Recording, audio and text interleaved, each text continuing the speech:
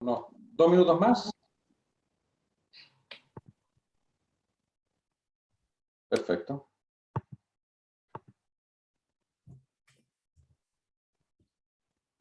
Muy bien, vamos a comenzar entonces.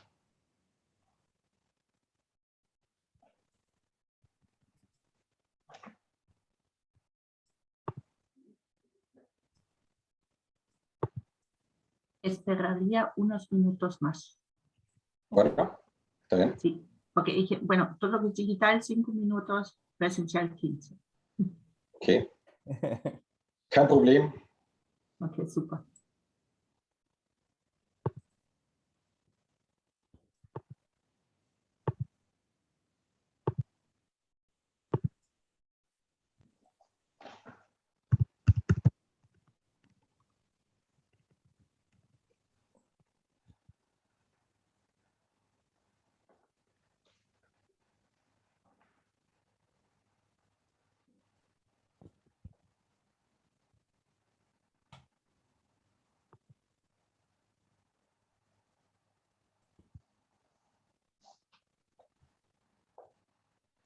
¿Ustedes cómo ven la pantalla?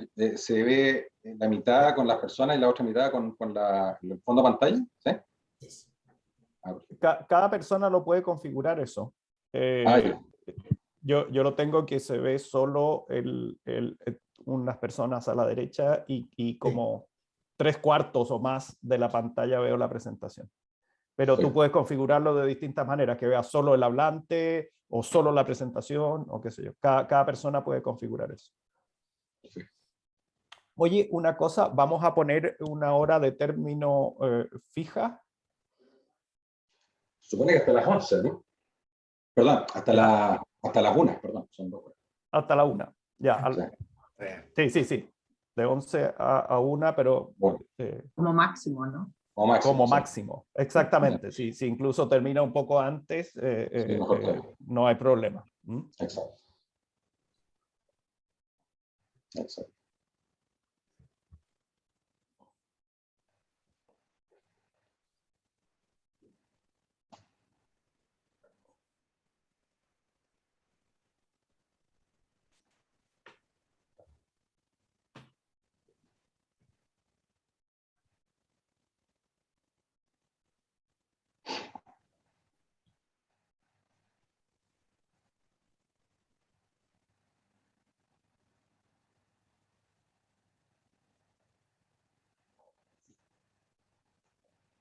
Muy bien. Yo partiría, Susana, ¿te parece? Sí. Vale. Perfecto. Se van agregando ahí más personas, como no necesitan invitación, aceptación, así que se agregan directo. Muy buenos días a todas y a todos al Simposio Internacional Nuevos Caminos de la Cooperación Internacional, Oportunidades para América Latina. Este es un evento que es organizado por la Comisión Fulbright de Chile, por el Servicio Alemán de Intercambio Académico, el DAAD, la Universidad de Notre Dame de Indiana, Estados Unidos, y la Universidad Técnica de Múnich en Alemania. Cooperan también el Santiago Global Center de la Universidad de Notre Dame y el Kellogg Institute para Estudios Internacionales también de la Universidad de Notre Dame. Me gustaría partir con algunas preguntas para introducir este simposio internacional. ¿Cómo será el mundo post-pandemia? ¿Y qué cambios concretos traerá? ¿Cómo afectará en el día a día a las personas en países de América Latina que está cambiando en lo cotidiano? ¿Cómo será la cooperación académica post-pandemia? ¿Qué programas nuevos tendrá el DAAD, que ahora lo vamos a conocer, y la Comisión Fulbright? En la nueva normalidad, ¿cuál es y será la estrategia internacional post-pandemia de 2 universidades de clase mundial, como es la prestigiosa Universidad de Notre Dame y la prestigiosa Universidad Técnica de Múnich? El mundo está cambiando, en especial debido a la pandemia, pero no solo por ella. También el cambio climático está generando nuevos escenarios que, según expertos, puede llevarnos a una segunda crisis global en este siglo debido a la magnitud del problema. ¿Estamos en un proceso transformador profundo avanzando a una nueva normalidad o estamos retomando de alguna forma la antigua normalidad de cooperación pre-pandemia? Estas son preguntas claves a pensar y responder y que son parte esencial de este simposio. En Chile y otros países de la región de América Latina, los cambios no partieron con la pandemia. Los cambios partieron con lo que denomino la primera crisis, el estallido social. Con la segunda crisis, o la crisis dentro de la crisis, la cual es la pandemia, esta generó efectivamente cambios importantes en lo económico, en lo político y obviamente también en lo social. Al referirnos específicamente al mundo de la educación superior, los efectos fueron diversos. Por ejemplo, alumnos retirándose de la educación superior debido a falta de recursos, cancelación de viajes para realizar posgrados presenciales, una drástica disminución de interacciones y actividades en forma presencial, búsqueda de cooperación en temas relacionados con la pandemia, etc. Las clases de pre y posgrado, la clásica movilidad académica, simposios, seminarios, trabajos conjuntos de académicos, proyectos, en laboratorios y en general la presencialidad de los campos y aulas cambió y pasó en gran medida a desarrollarse en forma virtual, potenciando fuertemente la internacionalización en casa. Son casi 5 millones los estudiantes de movilidad que existían en el mundo en el año 2019, los cuales se concentran fuertemente en Europa, en Asia, Estados Unidos y Canadá. Sin embargo, al enfocarnos específicamente en América Latina, el porcentaje de movilidad de estudiantes, pero también de académicos, es aún baja comparado con las regiones recién mencionadas. Sin embargo, en todas las regiones del mundo ha disminuido la movilidad presencial en los últimos 2 años, pero pareciera que poco a poco está retornando. Para Hans de Witt y otros expertos, en este nuevo escenario, la clave está justamente en la cooperación, enfocándose como una nueva oportunidad para posicionar el aporte de la educación superior como un eje relevante en la toma de decisiones en políticas públicas y en la colaboración internacional. ¿Cuál es la mejor prueba de ello? Bueno, la mejor prueba de ello es la generación de vacunas para combatir el COVID. Esto fue solo posible gracias a un trabajo conjunto de científicos, de académicos, de estados y de empresas de diversos países que bajo un objetivo común generaron una lógica de cooperación internacional virtuosa que ha demostrado que la internacionalización de las universidades ya no es una opción, sino más bien una necesidad para enfrentar los problemas globales. Por último, quiero hablar brevemente justamente de un programa de cooperación en el Kellogg Institute para Estudios Internacionales, Universidad Notre Dame, donde he sido Fulbright Chair en Democracia y Desarrollo Humano. Estuvimos aproximadamente 6 meses con toda la familia desde comienzo de año, en plena pandemia, cuando las fronteras estaban prácticamente cerradas y los casos COVID eran muy altos en Estados Unidos. Sin embargo, la posibilidad de poder viajar en estos tiempos, en esta nueva normalidad, incluso en tiempos con altos casos de pandemia, y sobre todo en tiempos de crisis global, fue algo muy enriquecedor, ganando experiencia y conocimiento. Y por eso quiero invitar a todos ustedes y a todas ustedes a postular para ser el próximo Fulbright Chair chileno a partir del año 2022-2023, pudiendo investigar, generar redes de colaboración con colegas de Estados Unidos y otros países y vivir en un campus maravilloso de 500 hectáreas lleno de naturaleza. Quiero agradecer nuevamente a la Universidad Notre Dame y a la Comisión Fulbright por esta carta. A continuación deseo presentar al primer expositor, que es Susanne Reisman. Susanne Reisman es directora del Centro de Información del Servicio Alemán de Intercambio Académico, DAAD, en Santiago. Ella tiene un magíster en Filología y Sociología, máster en Alemán como lengua extranjera. Del 2012 al 2017 fue la lectora del DAAD en Guatemala, en la Universidad de San Carlos de Guatemala. De 2017 al 2018 fue docente y coordinadora de un programa alemán como lengua extranjera o secundaria. Y desde agosto del 2018 tenemos la suerte, porque Susana es una gran colega y una gran amiga, que es la directora del Centro de Información del DAAD en Santiago de Chile, promoviendo fuertemente la cooperación académica y científica entre Chile y Alemania, no solamente entre universidades, sino también entre centros de investigación e incluso entre empresas. Susana, por favor. Muchísimas gracias, Fernando. Voy a compartir mi... tendría que compartir la pantalla. Aquí vamos. Ok. Muchísimas gracias, Fernando. Un segundo. Hacer algunos ajustes nomás. Aquí vamos. Eso. Pues, herzlich willkommen. Very warm welcome. And muy buenos días a todas y a todos. Especialmente quisiera saludar otra vez muy cordialmente a Dr. Fernando Alvarado, Fulbright Chair en Democracia y Desarrollo Humano en el Kellogg Institute para Estudios Internacionales de la Universidad de Notre Dame. Fernando también tomó la iniciativa de este simposio. Gracias a ti estamos hoy aquí. Muchas gracias, Fernando. E igual saludo a las y los demás conferencistas y a todo el público, obviamente. Pero vamos al grano porque tenemos poco tiempo, ¿ya? El DAAD, Deutscher Akademischer Austauschdienst, por sus siglas en alemán, tiene su sede en Bonn. Y obviamente tenemos una oficina tanto en Berlín como en Bruselas, ¿ya?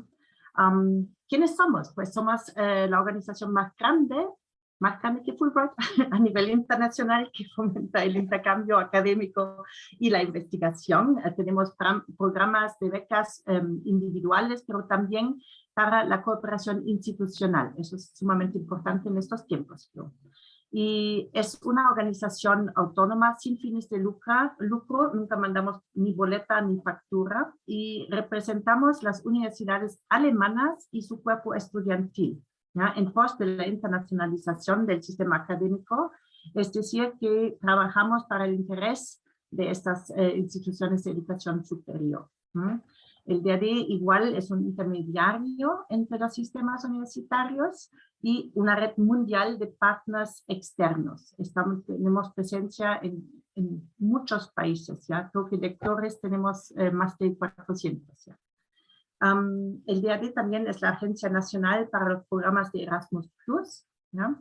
Y en Chile, como Fernando ya bien ha dicho, tenemos el Centro de Información, pero también lectoras y lectores, tanto en Concepción, en Talca, Valparaíso y Santiago.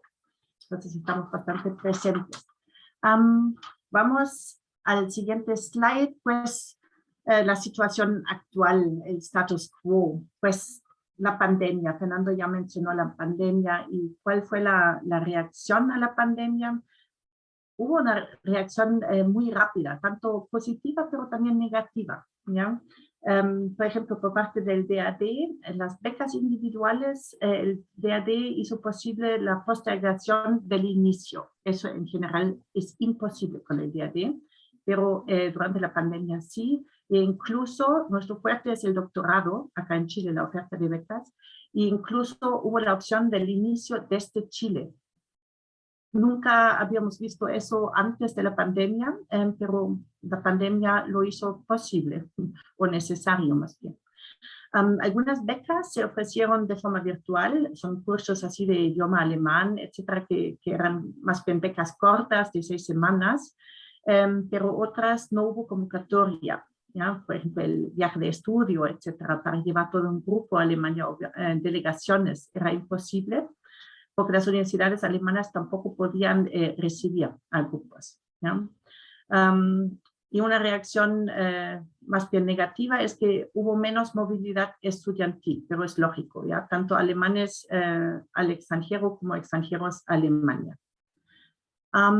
Pero el DAAD en sí también reflexionó bastante cómo vamos a responder a esa pandemia, qué herramientas tenemos, qué podemos hacer, ¿ya?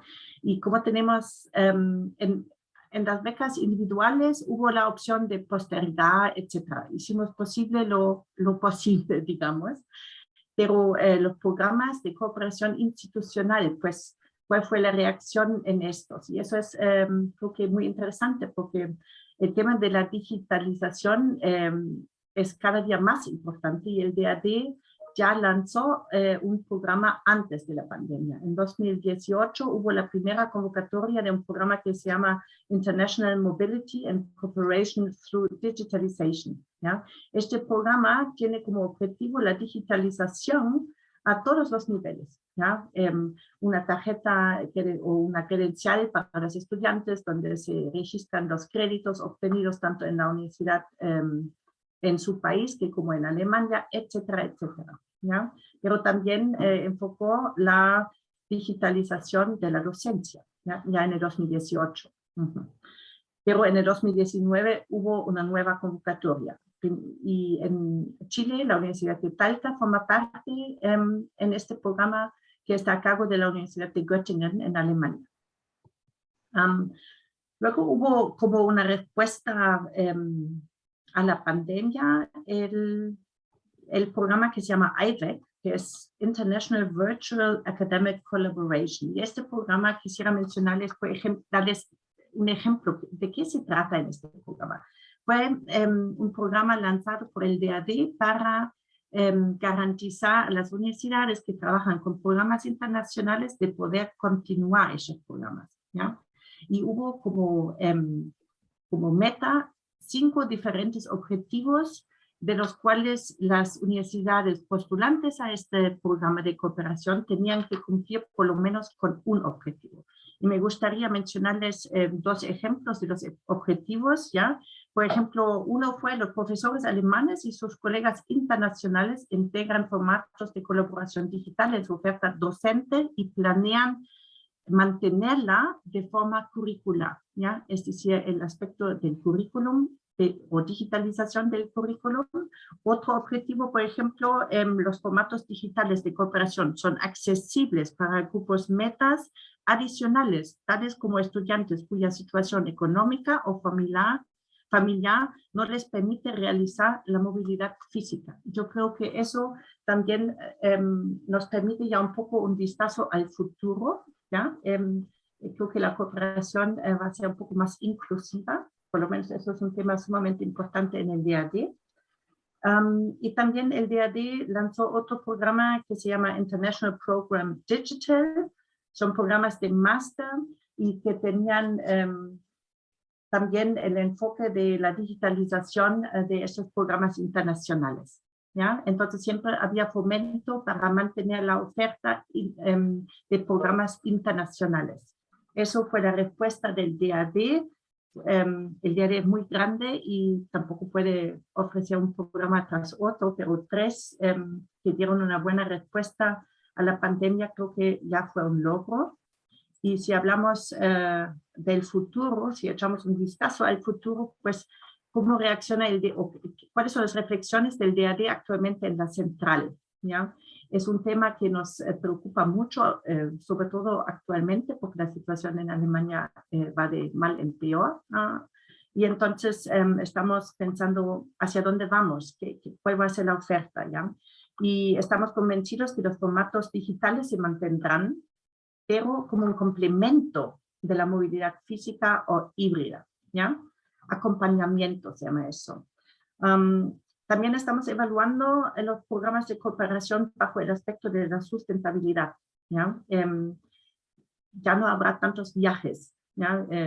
Por ejemplo, de Chile a Alemania, etc. Yo en general siempre tengo encuentro anual en Bonn en julio, pero lo hicimos de forma virtual y hay reflexiones de mantener este formato. Bueno, vamos a ver, ¿ya? Yo creo que cualquier programa de cooperación muchas veces incluye viajes hacia el otro país, pero ahí vamos a evaluar cuándo es necesario, qué reuniones se pueden hacer de forma virtual, ¿ya? Y entonces cuáles pueden ser o estar sustituidos de forma virtual, ¿ya?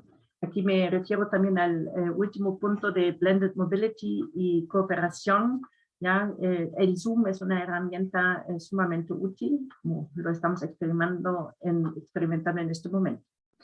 Y los temas de digitalización, también eso es una reflexión, dependen mucho del status quo y de la disponibilidad de las instituciones de educación superior de cooperar. Es decir, que también la digitalización requiere financiación, es decir, dinero, ¿ya? Eso es sumamente importante y hay que ver, pues, cuál es la disponibilidad de las universidades cooperantes, ¿ya? El Digital Classroom también va a ser una componente muy importante en el futuro. Se puede complementar con herramientas como lentes virtual, VR, no sé cómo se dice, de virtual reality. Hasta nosotros aquí en el Centro de Información ya compramos 2, ¿no? Así estudiantes pueden viajar de forma virtual a Alemania. Y con eso ya llego a cómo la pandemia afecta a nuestro trabajo aquí en el Centro de Información. Yo creo que ya somos expertos en Zoom hopping. Y estamos reflexionando mucho qué formato vamos a mantener de forma virtual y qué formato vamos a ofrecer otra vez de forma presencial. Yo creo que todo lo que es asesoría, charlas informativas o networking nomás de, por ejemplo, de oficinas de relaciones internacionales con nosotros, con el Centro de Información, lo vamos a mantener de forma virtual porque es más inclusivo, digamos a regiones, etcétera, ¿ya? Y es más amigable para el clima también, porque hay que viajar menos, ¿no? Pero hay formatos que desde mi punto de vista serían mejor en una forma presencial, por ejemplo, un evento alumni el próximo año o un simposio, porque muchas veces después de un simposio habrá un cafecito o un cóctel, por ejemplo, y es el momento en el cual se habla de nuevos proyectos, ¿ya? Cuando se arman nuevos proyectos. Entonces yo creo que será una mezcla de lo virtual con lo presencial y siempre bajo el criterio de sustentabilidad y también del objetivo. ¿Cuál es la meta de una reunión? Entonces, si una reunión virtual puede satisfacer las necesidades, se hará de forma virtual. Y también en la cooperación o colaboración institucional, ¿ya? Con eso ya termino y muchas gracias por la atención. Muchas gracias, Susana, por la interesante presentación. A continuación presentará Angie Appleby de la University of Notre Dame. Welcome, Angie, to the International Symposium. I will make a brief presentation of Angie in Spanish. Bueno, Angie Appleby es Senior Director for Internationalization de la University of Notre Dame. Ella se graduó con una licenciatura en estudios religiosos y psicología en el St. Mary College y obtuvo una maestría en divinidad de Notre Dame. Pasó la mayor parte de su carrera en la educación superior, en temas de educación superior y gestión de educación superior. Fue directora de espiritualidad de la Asociación de Ex Alumnos de Notre Dame, donde Angie creó Faith Notre Dame y dirigió varios programas basados en la fe para alumnos nacionales e internacionales de la Universidad de Indiana. Angie Appleby lleva 4 años desempeñándose como directora senior de internacionalización en la Universidad de Notre Dame, Indiana, en Estados Unidos, y una de sus áreas, y que está potenciando mucho, que es un tema que después podemos discutir, es que Notre Dame está muy interesado en potenciar la relación con universidades en América Latina. Es uno de los objetivos que hemos escuchado y conversado con, por ejemplo, con Juan Esteban Montes, director de Notre Dame acá en Santiago. Welcome, Angie, to the International Symposium. You have the floor. So thank you very much for inviting me to this very important discussion. My apologies for not speaking Spanish. Please see this as no disrespect, just my own limitations. I am grateful for the invitation from Fernando and his way and his relationship to the Kellogg Institute, which are very important partners with us on campus, as well as Fulbright and all of the panelists who are also on the Zoom and those who have joined. So thank you very much. I'd like to just talk first a little bit about the University of Notre Dame, just a bit of a background for everyone. Notre Dame is almost 180 years old, was established in 1842 by a religious community of brothers and priests from Le Mans, France, called the Congregation of Holy Cross. The university over the past 100 and almost 80 years has grown from a very modest university to a prestigious world-renowned university. We are in the top 20 research universities of the states in the United States. We have 13,000 students, 8,800 of those are undergraduates and 4,000 graduate students. We have about 12%, a little bit more than that, of international students. And this is actually an area of the university that we know we need to do much better. Next year will be our most diverse and international incoming class in the history of the university, which is exciting. But to be honest, we have more work to do on this front, and we're very aware of that and committed to that. We have 8 schools and colleges as a part of our liberal arts. And as of last week, actually, we now have 76 majors. Last week, the Academic Council of the University voted on and approved a new Bachelor's of Arts in Global Affairs that will begin next fall. And this is extremely exciting and I think a game changer, frankly, in terms of attracting and inviting young people who thirst and really are excited to learn and engage our global world and its richness and its complexities. And so I'm excited that we have a new BA in Global Affairs. The bottom sentence is drawn from our mission statement as a university, and I think it is really at the heart of what we try to do. Humbly, we're not always perfect, but the aim of the university is to create a sense of human solidarity and concern for the common good that will bear fruit as learning becomes service to justice.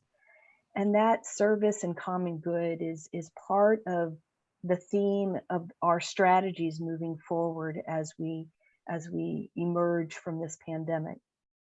Let me talk a little bit about Notre Dame International, the division that I work for, as well as my colleagues in Santiago that are on the call, Esteban and Felipe and Claudia. NDI's mission is simply to advance Notre Dame through international education, research, and engagement worldwide. What does that mean?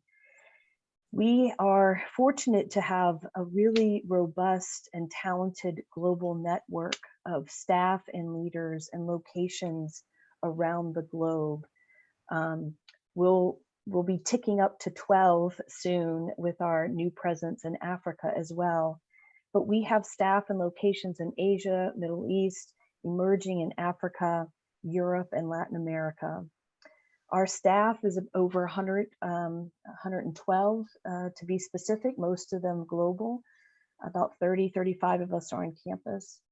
In a non-pandemic world, we typically send 80 to 1,000 students to study abroad each year. And in terms of our global exchange, we typically have over several years 300 global exchange students from 28 different countries.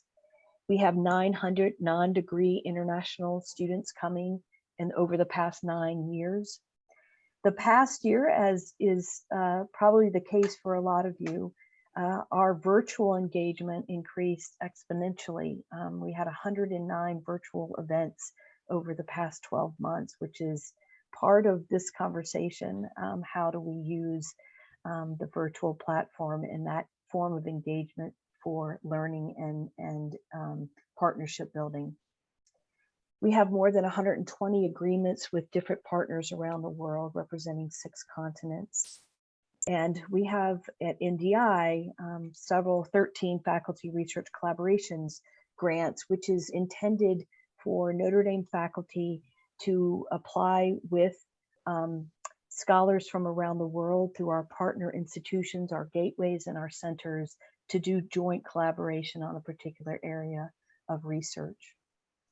I'd like to talk about some of the strategic priorities that have emerged as a result of the pandemic, but other factors as well.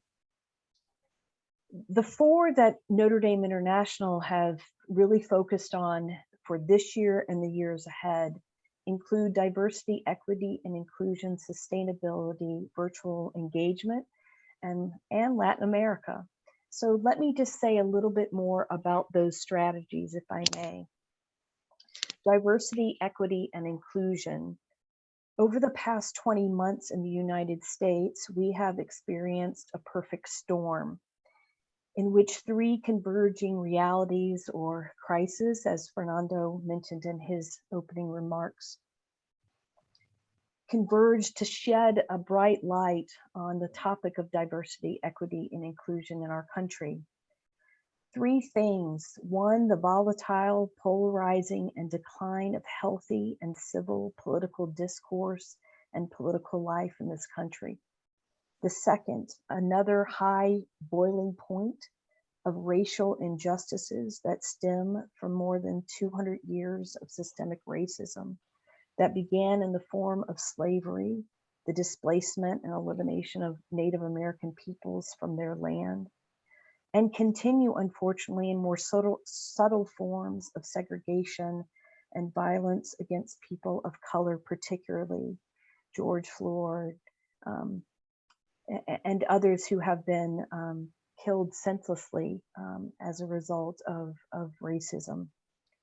And the third, of course, is a global pandemic. Scenarios not only in our country, but around the world put a spotlight on who had access to the vaccinations and when, the disparity of public health resources, particularly among communities of color, rural and impoverished communities, who has access to the internet and all the technological tools and infrastructure needed to ensure learning, who has access to mental health support systems and therapists, who can travel safely home when borders are sporadically or permanently closed, or the financial burdens that do not allow for travel for students, particularly our international students, to go home. As a university and as a division, we are still unpacking these realities, but DEI and the question of who has and who does not have will continue to shape our division's decisions and work moving forward. And how that plays itself out in our collaborations and work in our global, with our global partners will certainly be a part of the conversation. We are also at a moment in the university in which our identity as an international community is also being pushed and stretched in good and intentional and necessary ways. The second priority, sustainability. The pandemic certainly slowed down, if not halted, our human activity for significant periods of time, and it allowed our Earth to rebound a bit. Wildlife reappeared, skies cleared of smog, water and air pollution decreased. As a Catholic university, Pope Francis, through his encyclical Laudato Si', has placed climate change and care for the Earth as a central moral issue that higher education among all institutions need to address and work towards solutions, both personally, locally, and globally. So NDI has a strategic priority to think about how in our partnerships, in our research, in our global education of students, we may have this moral compass and focus on climate change and the Earth. It begs a difficult question, if not more than one.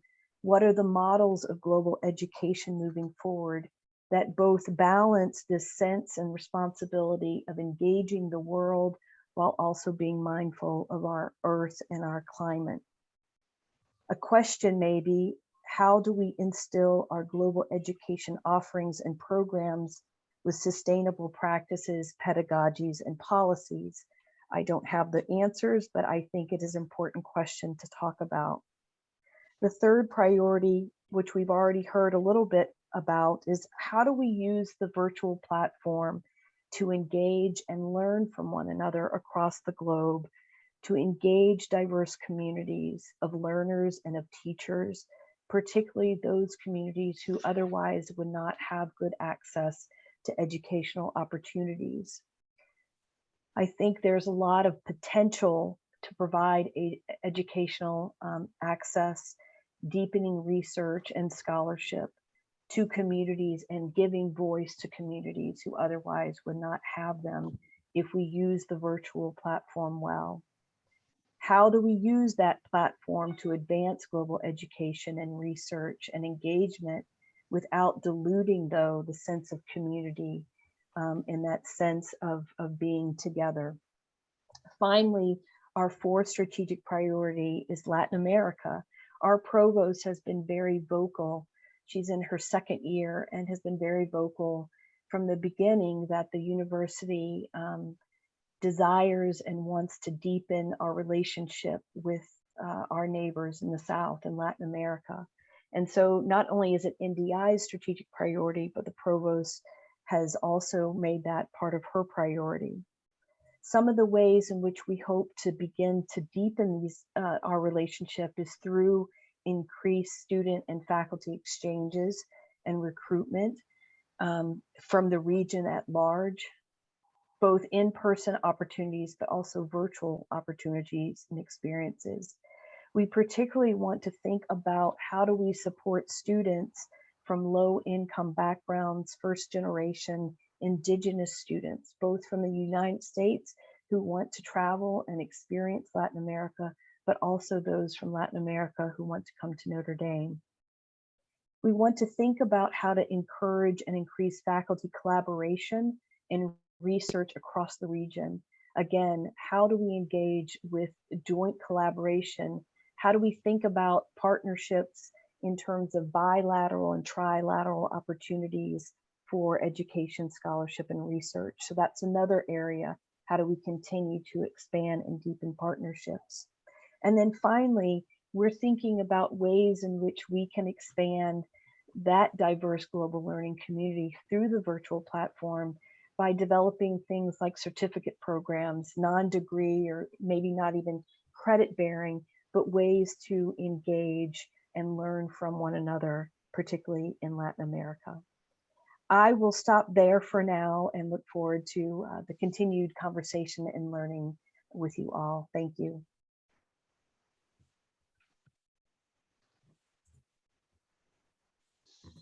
So, thank you very much, Angela, for your great presentation. A continuación, es el turno de Sören Metz, de la Universidad Técnica de München. Grüß Gott, Sören, es tu turno. Bueno, muchísimas gracias, Fernando. Primeramente también, como igual Susana ya había dicho, tu iniciativa, en el primer momento yo pensaba cómo la Universidad Técnica podría ayudar con este asunto y lo que ustedes van a entender ahora que nosotros vamos a aprender mucho más con América Latina en este momento que ustedes van a poder aprender con Alemania. Pero vamos lá. Angela, thank you very much for your presentation. I think it was beautiful, especially when you talked about inclusion and diversity. And I think, and we just had a chat, Susanne, and I think that for the DAAD, this is very important. And the German universities have a little bit of a different point of view when it comes to inclusion. It's more like non-academic families, how to get these pupils into the university. But in the end, I think it's a very important topic to talk about and to really do a collaboration about this. Pero vamos a volver ahora a mi mini presentación, hablando un poquito de la Universidad Técnica de Múnich. Al lado izquierdo, ya ustedes ven, es la ciudad de Múnich, muy bonita, tiene los Alpes en el fondo, 48.000 estudiantes más o menos. Como Universidad Técnica, solo para que ustedes sepan, esto significa que nosotros no tenemos ciencias sociales ni humanidades en esta forma. Bueno, nosotros tenemos una chiquita Facultad de Ciencias Políticas, realmente es muy chiquitita, y todo el resto, obviamente, el gran enfoque serían las ingenierías, ciencias exactas, ciencias de la salud, también ciencias naturales. 48.000 estudiantes es bastante alto para una universidad, digamos así, especializada con esto. 5 campi en Múnich y en los alrededores de la ciudad. Hablando de la inclusión también, ya tenemos 38% de estudiantes internacionales. Obviamente suena muy bien, pero de los 38% de estudiantes internacionales todavía tenemos un montón que vienen de la Unión Europea, de Austria, que está al lado, de Italia, de otros países. Los primeros non-europeos serían los chinos y indios. en este caso. América Latina lamentablemente no está tan fuerte con esta presencia, pero yo estoy aquí para cambiar esto. Hablando de y obviamente hablando un poquito sobre también la producción de la investigación, tenemos más o menos 1000 alumnos que salen con el doctorado, que salen con el certificado de doctorado al año. Es un número bastante alto. Y bueno, si uno quiere ver los rankings también no estamos tan mal. Hablando un poquito sobre la imagen al lado derecho, es la ciudad de San Paulo. Y yo tengo este trabajo realmente que a mí me encanta, a mí me gusta mucho, es trabajar para nuestro Liaison Office para América Latina, que está ubicado en esta ciudad de San Paulo. Esto también lo ven en el fondo aquí. Trabajamos en un conjunto con otras universidades y también con agencias de fomento, como por ejemplo el DAAD. El DAAD tiene una oficina aquí, la DFG, que es la Sociedad de Amparo a Investigación Alemana, que también tiene la oficina para América Latina, aquí en São Paulo, pero también representaciones también de otras universidades alemanas. Estamos intentando y realmente es una intención y no lo conseguimos de una forma completa también, de trabajar ni solo en Brasil, pero también en otros países prioritarios nuestros, que tienen Argentina, Brasil, Chile, obviamente, por esto estamos acá, Colombia y México. Lo que hemos hecho durante la pandemia y hemos visto también cómo el DAAD había, digamos así, reaccionado a la pandemia. Ángela también había mostrado cómo University of Notre Dame había respondido a esta pandemia. En nuestro caso, yo diría principalmente cuando se habla de la cooperación internacional, del modo, digamos así, organizado, no es 100% top-down, pero del modo organizado por la organización, por la dirección de la universidad, hemos implementado, pero esto ya era un poquito antes de la pandemia, un sistema, digamos así, un modelo diferenciado de cooperación, que primero son los flagship partnerships, donde la universidad hace una cooperación, digamos así, súper amplia, con casi todas las facultades, en varias áreas, en la cooperación con alumnos de doctorado, en intercambio académico, en Bachelor, en maestría, pero también digamos así, en por lo menos 4 o 5 proyectos de investigación. Son en este momento 3 de esas flagship partnerships, uno en Europa, fuera de la Unión Europea, obviamente, porque es con el Imperial College London, en Australia con la University of Queensland y en China con Tsinghua University. Hemos visto también que este sistema es un sistema que no funciona muy bien en todas las regiones, digamos así. Y para América Latina y para otras regiones vamos a implementar un sistema que se llama Global Strategic Alliance, donde empezamos con 2, 3 proyectos o quizás una área enfocada de investigación.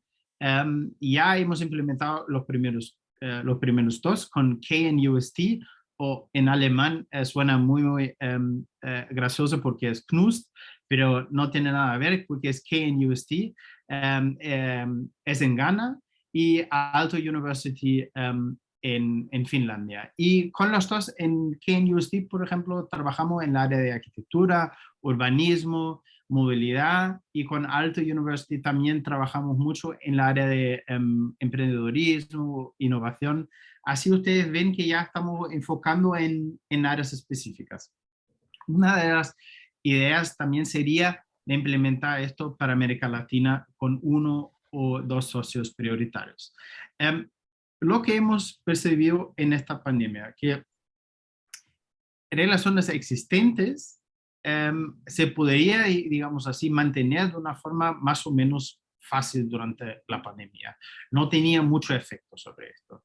pero nuestro mayor desafío era intentar ampliar esta cooperación o iniciar nuevas cooperaciones. Bueno, ustedes ya deberían entender esto. Primero, falta un montón de comunicación, digamos así, non verbal. Bueno, nosotros no estamos en la misma sala, pero no estamos en la misma sala, estamos en una sala virtual. Y vamos a hablar sobre el próximo paso. Esto ya es el último slide. ¿Cómo lo hemos percibido este mundo virtual? He demostrado a todos nosotros que es posible hacer un montón de cosas, pero esto es mi percepción, es mi opinión, pero me parece que ahora que estamos llegando o en una transición del mundo virtual a un mundo híbrido, a un mundo presencial nuevamente, me parece que para realmente usar todos los beneficios que el virtual tiene y todos los beneficios que el presencial tiene, hay que dividirlos nuevamente. ¿Por qué? Me parece que el virtual es muy bueno porque se puede conectar con la región y de una forma muy fácil, de una forma con bajo costo, y es realmente una implementación muy fácil. Nuestros eventos que hacemos aquí en Brasil, es la primera vez que tenemos una participación significativa de fuera de los centros, fuera de los ejes principales. Los ejes principales serían São Paulo, Río, Belo Horizonte, El Salvador. Ahora tenemos participantes que se conectan de Manaus, que se conectan del centro oeste, que se conectan de la jungla, cosas así. Esto realmente, este virtual nos traía exactamente esta oportunidad. Y como ya había puesto aquí en mi slide, me parece que principalmente aquí en América Latina, igual hablando con mis colegas de los otros escritores internacionales que tenemos, que me parece que varias universidades latinoamericanas ya tenían los primeros proyectos ya implementados. Por ejemplo, el Global Classroom del TEC de Monterrey es un programa que ya existía antes, que ahora está bombando. Y existe también un programa de una universidad brasileña que se llama BRAVE, Brazilian Virtual Exchange. Ellos ya lo tenían, pero con una otra intención. La intención era, porque no tenían plata, no tenían también la oportunidad de mandar a todos a hacer intercambio físico, digamos así, lo querían hacer como internationalization at home o internationalization for everyone. Y esto me parece un tópico muy interesante. Y hemos visto que la gran mayoría de las universidades latinoamericanas, a pesar de falta de recursos financieros, falta también de los propios alumnos a tener acceso a internet y todos, han hecho este switch del presencial al virtual de una manera impresionante, a mi ver. Y me parece que realmente esta parte hay que desarrollar un poquito más, pero a mi ver, me parece que vamos a desarrollar en los próximos años eventos 100% presenciales y eventos 100% virtuales, hasta que duplos. Mi intención también para el año que viene sería hacer un evento, por ejemplo, sobre doctorado en Alemania, por ejemplo, junto con el propio DAAD. Un evento completamente virtual para que, en el caso del DAAD de Chile, para que la persona que está en Antofagasta no tenga más la necesidad de viajar a Santiago de Chile. Simplemente se conecta en el computador y ya está. Pero las personas que están presencialmente, hacer un programa diferente adaptado al mundo presencial. No sé si ustedes ya habían visto esto, que a mí me parece que este mundo híbrido no se hace juicio, digamos así, al mundo virtual ni al mundo presencial. Solamente para citar algunas experiencias que nosotros teníamos visto también durante la pandemia, que realmente, como ya había dicho, la implementación de nuevos proyectos es un gran desafío en el virtual, principalmente si los socios todavía no se conocen. Y todos nosotros hablamos en una lengua tercera, que sería en inglés. Y obviamente no tenemos más esta noción muy fina que nosotros tenemos en nuestra lengua maternal, en fin. Así que me parece que esto sí, implementación de nuevos proyectos y todo, se requiere realmente workshops y eventos presenciales. Esto es el último slide. Muchísimas gracias. Y a todos que no tenían esta gran oportunidad de visitar San Pablo, esto también es una vista de San Pablo. Es una ciudad muy, muy interesante, con muchos problemas, pero también con muchos desafíos y con mucho potencial. Y si ustedes estuvieron por San Pablo, por favor, entren en contacto conmigo y vamos a tomar una caipirinha juntos. Bueno, muchísimas gracias y a ti, Fernando. Vielen Dank, Sören. Senior Regional Manager Latinoamérica de la Technische Universidad de München. Algunos datos que no mencioné. Sören es licenciado en Administración de Empresas de la Universidad de Rostock, en Alemania, y realizó intercambios en España y en Portugal. Por lo tanto, el español que ustedes escucharon probablemente comenzó a ser ya aprendido en esos intercambios en España. También tiene un MBA en Gestión y Tecnologías Ambientales de la Universidad de Sao Paulo, en Brasil, y actualmente es el presidente del directorio del Centro Alemán de Investigación e Innovación en Sao Paulo, ¿no? Y del año 2012 es el gerente regional senior para América Latina de la Technische Universität de München, con sede en Sao Paulo. Bueno, muchas gracias, Sören. Y finalmente, la última presentación, antes de entrar a las preguntas, comentarios y discusión, es de Antonio Campaña. Antonio Campaña es director de la comisión Fulbright en Chile, también es un muy buen amigo de hace muchos años, tiene un pregrado en Economía y Filosofía y un máster en Economía de la Southern Illinois University en Estados Unidos. Fue economista senior del Programa de Población y Desarrollo de la CEPAL, Comisión Económica para América Latina y el Caribe, que está acá, que es de Naciones Unidas y que está localizado en Santiago. Y también fue jefe de investigación en el ABN AMRO Bank.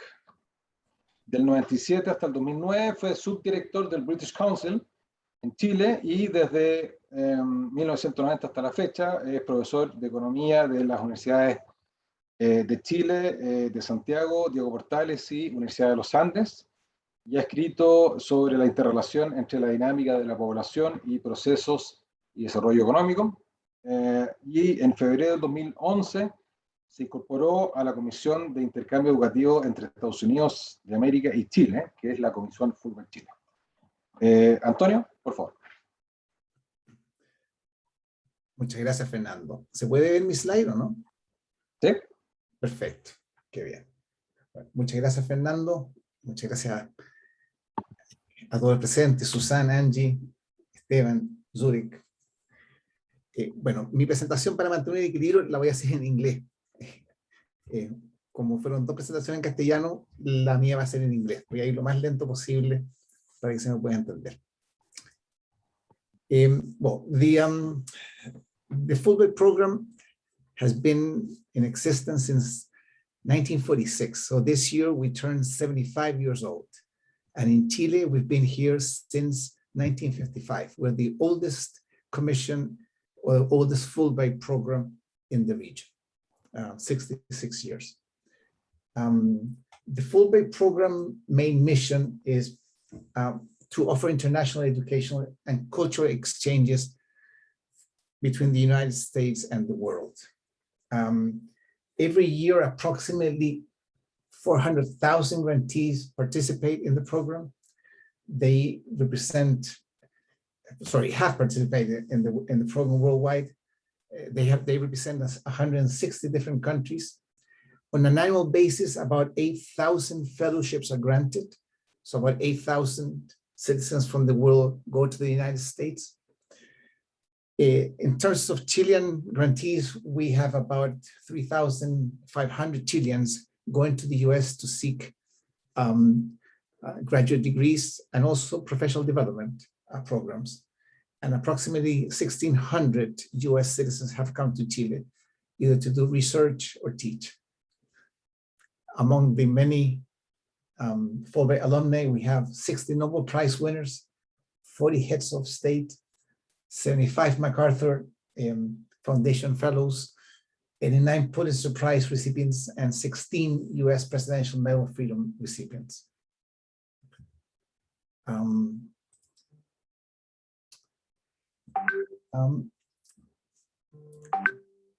We'll be sharing this presentation to you, so I'm not going to go in length at the different programs. I rather go into the most substantive part of the conversation.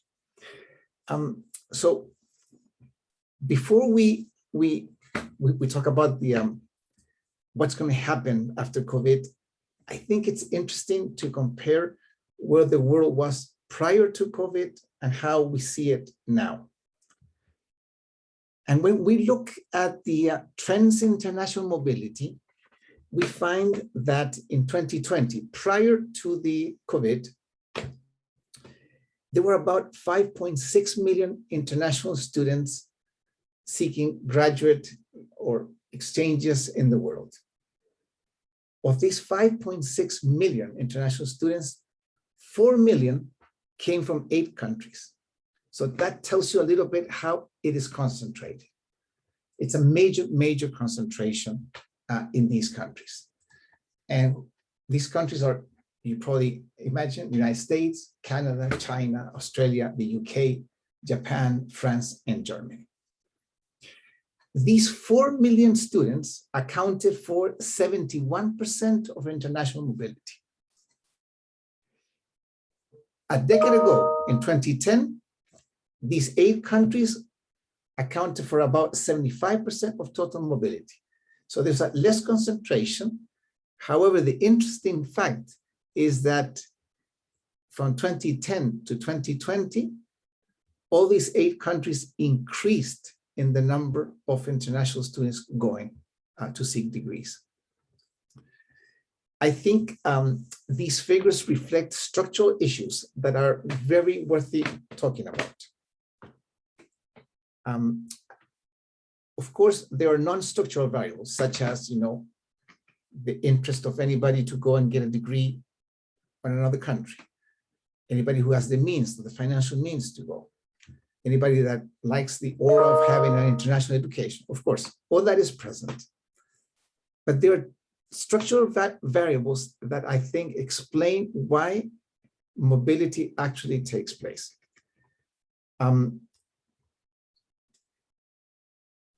Most top universities, most comprehensive universities have a very comprehensive recruitment strategy.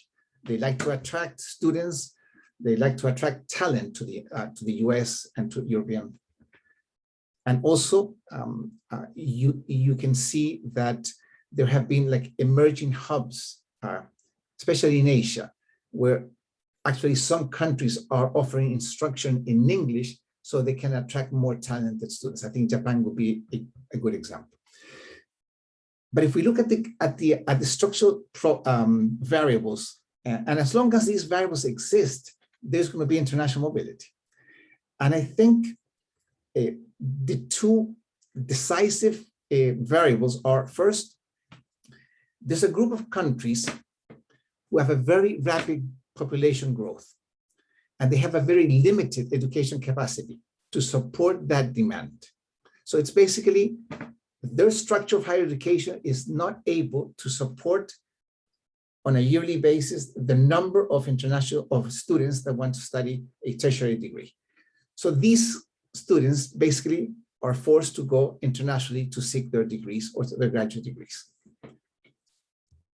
A good example of this is Bangladesh, Nigeria, and Pakistan, who have very strong national scholarships that provide students from those countries to go overseas and seek graduate degrees, and even undergraduate. The other variable, which is tremendously important, I think, is those countries we have declining birth rates or aging populations. And these countries are motivated to recruit international students so they can create a critical mass of talented professionals that could work in their economy. I think the best example of this is the United States. The United States birth rate has fallen almost 20% since 2007. So that means that US higher education institutions must recruit talented international students to pursue graduate degrees in the United States. Just a comparison, if you look at the 4 leading English-speaking countries and the relationship between domestic population students and international students, for example, Australia, international 31% of their higher education was from international students. Canada, only 24%. The United Kingdom, only 22%. Whereas the United States, international students only accounted for 6% of the enrollment.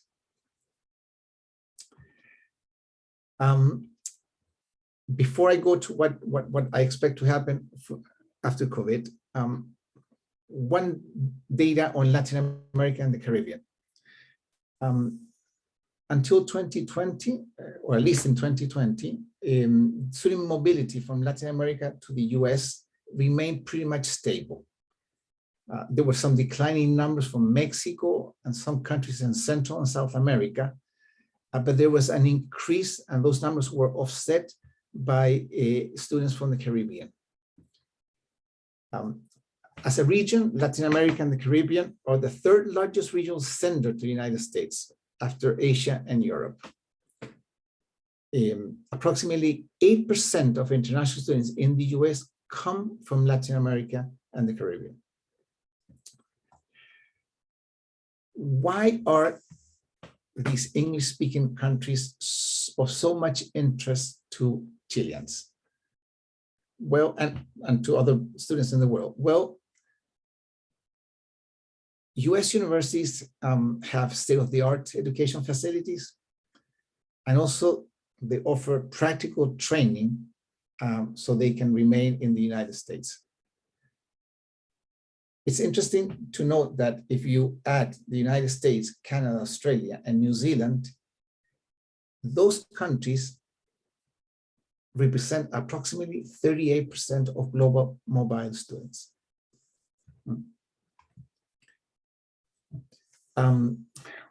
What has happened with student mobility after COVID-19? Well, I think the evidence is still being aggregated, but safely you could say that most leading countries in the 2020-2021 academic year, the enrollment of international students declined. However, I think that the drop was not as steep as initially was predicted. And the reason for this is quite simple. I think universities were able to react very quickly, and they were able to transform the classroom from a physical classroom to a virtual environment. I think that is a key factor. Just, I have some figures here so you know. For example, the United States in the fall 2020, which was the first semester after COVID exploded, 87% of instruction was hybrid, which means in person and virtual, and only 11% was virtual. When we moved to spring 2021, which is basically January, the virtual remained pretty much the same at 84%. And the hybrid remained at 84, almost the same, and there was a slight increase in in-person instruction. What do we expect for fall 2021? Well, a major increase in-person, approximately 25%, and about 62% will continue as hybrid, both in-person and virtual. Another information is that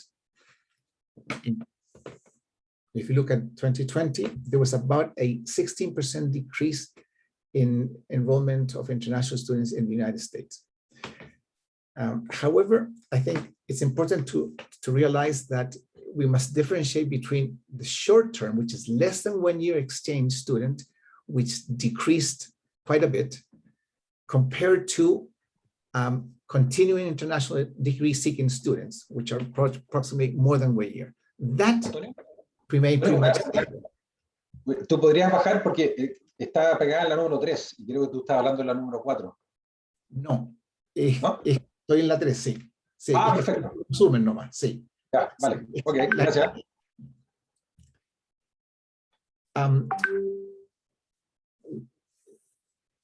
So why the decline in 2020? Well, in part is because both countries or national scholarships decided to favor degree-seeking programs as opposed to short-term courses. But the most interesting part of it is that degree-seeking was not reduced, and I think there are basically 3 reasons for that. Some international students who were enrolled in the US doing their academic studies extended their periods at the host institution. Second, I think many US institutions provided extra support for international students, which were already enrolled, for them to continue their studies. And the third reason is that many US universities provided the flexibility for US students to connect virtually from their home countries. I think that explains why the enrollment in US universities remained pretty much stable, and the financial support also continued. We still see, I think, a number of barriers to student mobility. And unfortunately, many of those are more bureaucratic than academic. I think border closures still present a factor, although there's a huge difference between leading host countries. The United States, the UK, and Canada have eased their travel restrictions to allow more international students, but other countries have not followed that same path. One of the most incredible factors affecting right now student mobility, you probably will not believe this, is visas. Visas has become a big issue. There has been a global disruption of visa processing affecting international students. The US, for example, has significant reduced capacity at visa processing centers, and the waiting periods are very extensive. Vaccines. Vaccines, I think, are affecting some countries more than others. For example, in the United States, about 50% of US institutions do not require vaccinations for students, for their faculty, or for their staff. Most of these institutions are expected to resume their in-person study, and most likely will not require the vaccination.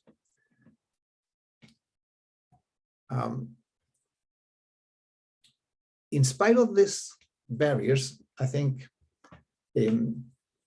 US institutions have been very flexible and are giving very innovative enrollment options for international students. For example, in the fall 2020 and the spring 2021, most students were offered the possibility to start their programs, their PhD programs, from Chile, and not necessarily be in the United States. About 73% of institutions in the US offer students the possibility to defer the start of the programs to the next academic year, easing basically the transition with those students. I think what is expected for the fall 2021 is a dramatic increase in the in-person study option. Most universities, almost 80% of them, have been doing a lot of outreach and recruitment for international students, so they can reach more or less the same levels as they did prior to COVID. What are the 3 main points that I would like to make about US universities right now? First is that in the US, higher education institutions are working very hard to provide options for international students. I think hybrid instruction will continue, as well as other opportunities for study. I think the effort of US universities to support international students also involves a lot more and better communications, mental health services, and well-being services. Financial support should remain approximately in the same levels. And this basically will, I think, overcome the drastic decrease in about 16% that we had of incoming or new international students. What are the basic three most important things that should happen from now on? I think COVID-19 has placed a halt to international mobility. I think there's no doubt on that. However, it has not meant a halt to internationalization. And I think we need to separate those two things. There's a greater dimension to internalization that just being understood as a process which involves international mobility. I think if there's something COVID has allowed us is to understand that there are many things that could be done in terms of internalization outside of just concentrating on mobility. I think collaborative research, joint publications, and other mechanisms that allow universities to engage globally. I think that's one point. Second, I think COVID has reminded us the hard way, I think, that international mobility is not an inclusive process. The recipients of benefits usually rest in a very relatively small percentage of students and staff who either have the means or the resources, be it personal or institutional, to be mobile. So what we are seeing is that a significant number of students and a range of universities are left out of international mobility. It seems that international mobility tends to center on three key aspects. Usually, the universities that are most attractive to international students are comprehensive research institutions. Students are very interested in those universities that can provide financial support for their studies. And the third, I think, students are much more worried about the language of instruction these universities are offering. I think that's the second thing COVID has told us. And the third, and I think the most important, is that if we are going to expand and we are going to look more into internationalization, we must understand that public policies here play a crucial role in establishing a comprehensive framework for universities to further their efforts in internationalization. These strategies, I think, should open, the spectrum of initiatives that goes from the exchange of students, basically, to collaborative research. And also, these public policies should be able to extend the range of universities from comprehensive universities in the US and in Europe to more collaborative work with institutions within the region and with other regions such as Asia and Africa. Thanks a lot, Fernando.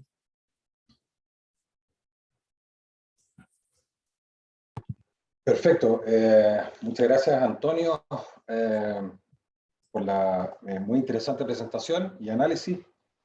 Y a continuación dejo con ustedes, porque partimos ahora la segunda parte del simposio, que es las preguntas de ustedes, los comentarios de ustedes.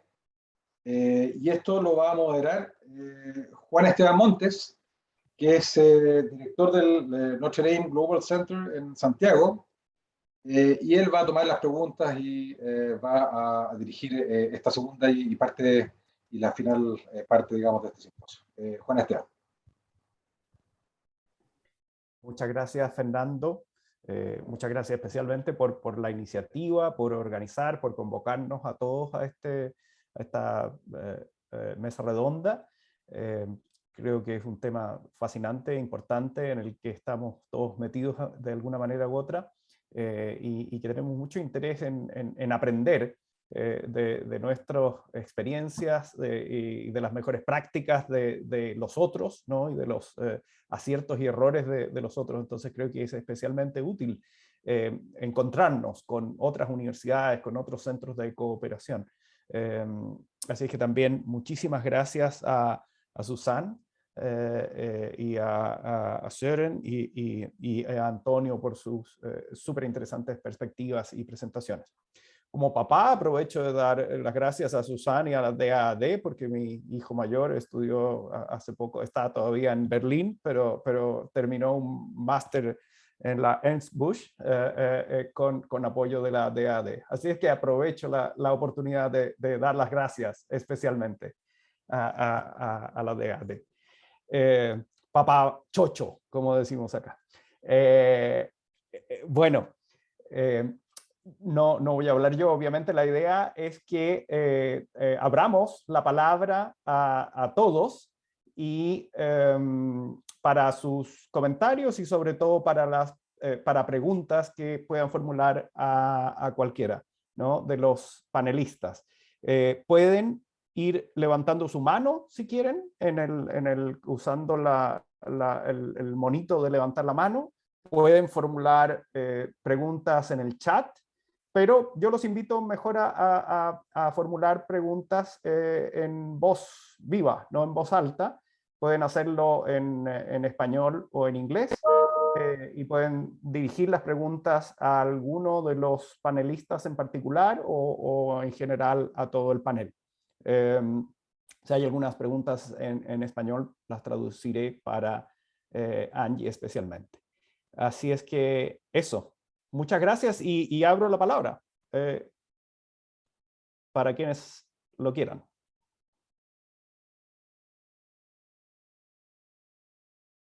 Patricio.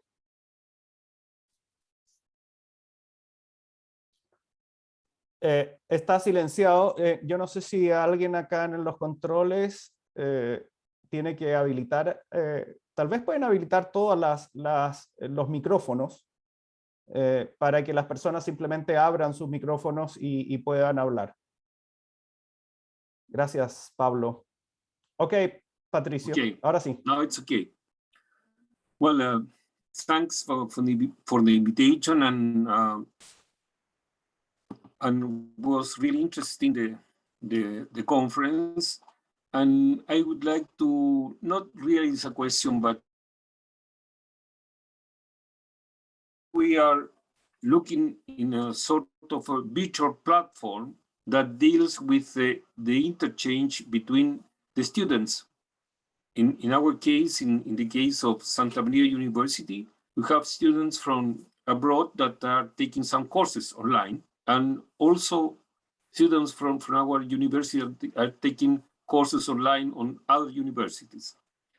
And my suggestion deals with essentially the following. Usually, students coming from abroad, they are asking us about courses that deal with culture, Chilean culture, language, and the knowledge of the country, you see. And this is a sort of a common issue among all the universities. So I would like to suggest to build, okay, online courses dealing with language, Spanish, culture, Chilean culture, and a sort of overall view of the country, okay, that can be shared among the universities, Chilean universities, and universities abroad. That is my suggestion. Thank you. Muchas gracias, Patricio. Aquí hay algunos representantes de universidades locales, por lo menos veo a Maribel Flores de la Universidad Católica y me imagino que hay de varios otros, no he podido ir por toda la lista de participantes, pero creo que es algo bienvenido. Sé que las universidades están promoviendo ese tipo de cursos. Susanne. Sí, quisiera contestar a Patricio porque su comentario es sumamente interesante. Desde el punto de vista también hay reflexiones de ofrecer cursos que acompañan un intercambio físico, porque todos sabemos que algunos estudiantes se van al extranjero a estudiar y no todos tienen éxito. Y eso de vez en cuando no se debe tanto al programa de estudio, sino a las circunstancias. Y entonces, desde el punto de vista del DAAD, sí, es muy importante de acompañar una estancia en otro país, abroad, con justamente este tipo de cursos, ¿ya? Pero es un curso que debería despertar más bien la disponibilidad de reflexionar otra cultura, ¿ya? Porque no podemos enseñar hechos, ¿ya? Eso no, pero enseñar cómo uno puede reaccionar en ciertas situaciones, cómo se perciben, cómo se acercan a problemáticas, etc. Entonces, eso sí, el DAAD también está pensando en ese tipo de formato. Y si, por ejemplo, los programas de cooperación que yo mencioné, ahí también influye este tipo de preparación, etc. Ya en el IMKD, también en el... creo que fue IP digital también, ¿ya? Nada más, eso. Gracias. Gracias, Susan. Thank you. And that's a comment that came from several of the panelists, to know, in the sense that stronger cooperation among the different institutions in the region is something that everybody looks forward to, you know, and bilateral, trilateral cooperation with local universities and international universities is something that we are just beginning in many ways, no, learning how to do. So I think that's something that everybody's looking forward to. ¿Quién más? Søren. Yeah, maybe just for answering, and maybe we just switch to English because it's easier for Angela to follow up on the conversation, if this is okay for all of you. And if you want to say something in Spanish, then please do, and we will try to translate this afterward. I would just like to follow up on what Suzanne said and what Patricio was just telling us, and a little bit what I already showed in my slides. And we find it particularly difficult to motivate our, especially German students, to engage in this virtual activities. We know and we see that Latin American universities are much more prepared for this, because you already have a system of internationalization at home in place. And part of this internationalization at home in place is that you already are offering kind of short courses together with other partner universities. And so this virtual elements, this virtual projects or small courses, whatever you call them, like COIL or Global Classroom, or like virtual exchange courses, and all of them are very much valid. And I think on our side, we still have to motivate our students to participate in this. And I'm speaking like for almost all the German universities. I think we are very much in this traditional exchange, I would say, a scheme that you have a physical exchange, that you go to the other university, that you immerse in the city, in the country, and with a culture.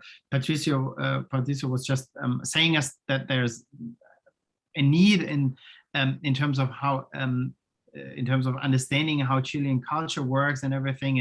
And but I think we have to work on both. I think we have to try to motivate our students to or like I would say European students to participate more in this virtual exchange program. And on the other hand, maybe to offer not just one scholarship, but to have like courses like for 4, 6 to 8 weeks for Latin American students, for them to come to Europe or to the US or to their partner universities, in order to, I would say, and what Angela was telling us, in order for us to have this inclusion element, also the diversity aspect. And if we would do this for a shorter amount of time, I would say this is easier than for someone who has to relocate for 1 semester or for 2 semesters to go to our universities. And just to start with this, and I'm very interested in your thoughts now. Thank you, Søren. ¿Quieren más? Se abre la palabra para preguntas, comentarios, experiencias. José, adelante. Buenos días. Buenos días, sí, te escuchamos. ¿Me escuchan? Sí, perfecto, dale. Sí, y yo quería más o menos preguntar cómo están haciendo las universidades. Bueno, en nuestro caso, la Universidad Católica de Santo Toribio de Mogrovejo, acá en Chiclayo, en Perú, nos estamos organizando para poder recibir a los alumnos extranjeros. Y bueno, pero hay mucho temor también de, por ejemplo, de las autoridades, ¿no? De la rectora. ¿Por qué? Porque todavía está con el temor de, ¿y qué pasa, José, si viene un alumno y ¿cómo se llama? Y agarra el COVID, ¿cómo hacemos, no? Para atenderlo. Entonces, hay mucho temor y muchas veces pasa esto al aspecto legal para un poco liberar a la universidad de las responsabilidades que pueda pasar, ¿no? Porque imagínense, los hospitales colapsados, ¿no? Estamos saliendo, ¿cómo hacemos? Pero sin embargo hay alumnos que van y vienen, ¿no? Y bajo su propio riesgo, ¿no? Entonces yo quisiera un poco, de repente, compartir esto, ¿no? Si ustedes tienen experiencia, han tomado algunas acciones, qué medidas han tomado para justamente ¿no? afrontar situaciones que se puedan presentar, ¿no? Como que un alumno extranjero, a pesar de que ya está bajando, parece, ¿no? El COVID, pueda coger el COVID de repente en la universidad, ¿cómo es la atención, ¿no? O sea, a pesar de la situación, ¿no? No sé si me dejo entender. Sí, muchas gracias, José. Jose from Peru is asking about the conditions, health and safety conditions that universities are providing or can provide to make sure that international students will be in a safe environment. You know, so that's basically his question. What are the initiatives that probably all of us, all different universities can take, you know, to make sure that international travel is safe? So I open the word for any of the panelists. Angie, you wanted to say something? So at the University of Notre Dame, we, from the beginning, were fortunate to really insist on a high level of safety practices on campus. Obviously, we, and around our global network, primarily our staff, of course, because students initially weren't able to travel. So we were able to require all of our students, including our international students, to be vaccinated. There are some exceptions that you have to go through a process, but we have had a vaccination center on campus throughout the height of the pandemic. We still have a place where you can go, students, staff, and faculty, to have surveillance testing and PCR testing if there are any signs or symptoms. We had a process within our campus community that in classrooms, when we were virtual or when we were in person, we were hybrid just a little bit back and forth, but primarily we were on campus. And so students had the ability to virtually join if they felt more comfortable. In our classroom settings, though, we were able to socially distance and masks are required and were required. Within our residential communities, there was limitations on who could come and who could go, very much restricting the public or even students from other dorms to come into the residential life, which was very different, but did provide a level of safety and security. Even where we ate, students ate outside a lot in heated tents during colder times.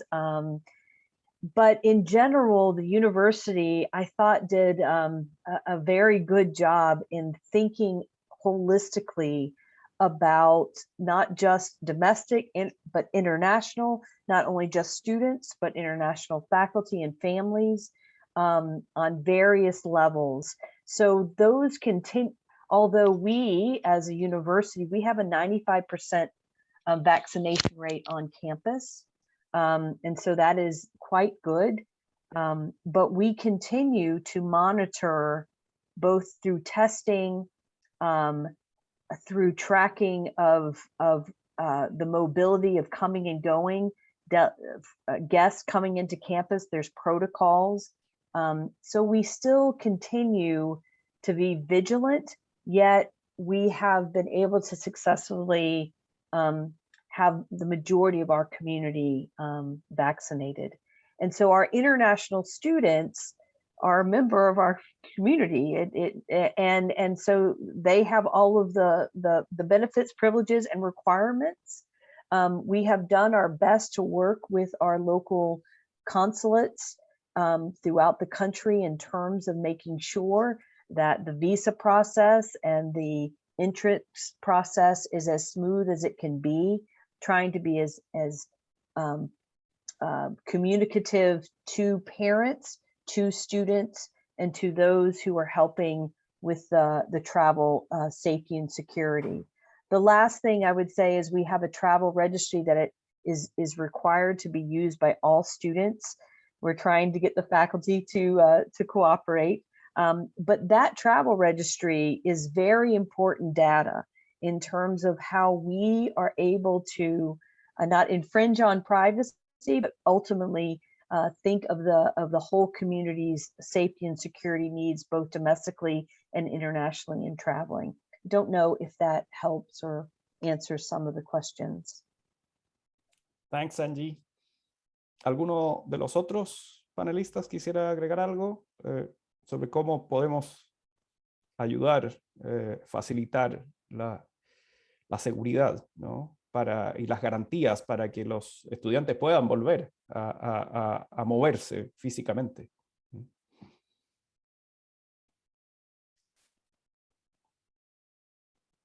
Sí, Sharon?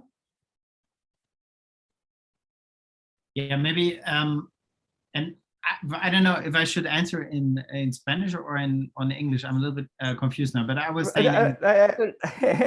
Please, Spanish is fine. Spanish, I don't want to dictate everyone's comfortability.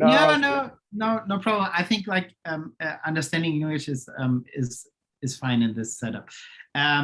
Yeah, maybe from a German point of view. Most German universities are by the 3G rule, which doesn't make any sense in English, because the 3Gs are actually the first letters of the German words of geimpft, genesen, oder getestet, which means like tested, vaccinated, or like recuperated or something like this when you had COVID-19.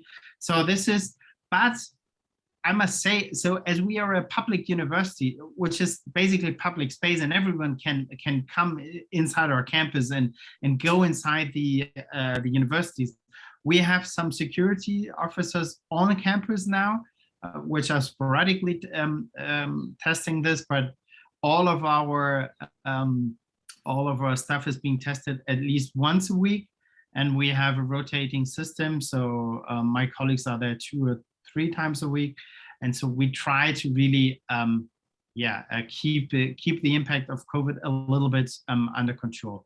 But what I would say in terms of international travels and everything, I would say it's this is actually good that we already have these virtual elements now in place. So we don't really have to think about, oh, what are we doing? If we have a project which is like planned as an on-site event, we can easily switch to a virtual format, because I think everyone is really trained on this. I think this really what the pandemic showed us. This is amazing that with so little tools, we can already convert an event which was planned virtually to a presence event, or vice versa. And I think this really helps, that we all are like very much like trained in this virtual events now, and then we can set up these events quite easily. And as we see, like if we see a health issue, if we see that something is not safe, we can easily switch to a virtual version of this event, or of this teaching class, or whatever it is. I think this is what really helps. And yeah, maybe this answers the questions as well. I'm not I'm not quite sure. Yeah. No, absolutely. Thank you. Yeah, I think we are, as a world, much better equipped now than we were 10 years ago or 5 years ago. I can't imagine how this pandemic could have impacted us prior to Zoom or to Meet or to some of these technologies that we use and depend on every day now. And now everybody knows how to use them. And of course, it creates many opportunities. So you're absolutely right. ¿Quién más tiene alguna otra pregunta o comentario? Aprovechemos que tenemos estos fantásticos panelistas acá para preguntarles. Susan. Sí, gracias, Juan Esteban. Quisiera volver a un tema que mencionó Antonio, la colaboración internacional. Yo creo que actualmente estamos enfrentando problemas o retos. Cada día la dimensión es más a nivel mundial. Ya el cambio climático no es un problema de Chile o de Alemania o de los Estados Unidos, es un problema global. Y yo creo que esos problemas también necesitan soluciones globales. Es decir, la cooperación, la colaboración se hace cada día más importante. ¿Ya? Y de repente nos tocó también la solución a la pandemia. No es una solución nacional, es una solución a nivel global, mundial. ¿Ya? Mientras algunas naciones no tengan acceso a la vacuna, el problema sigue, ¿ya? Entonces, esos retos requieren mucho esfuerzo y cooperación, colaboración, intercambio también de datos, etcétera, de conocimientos.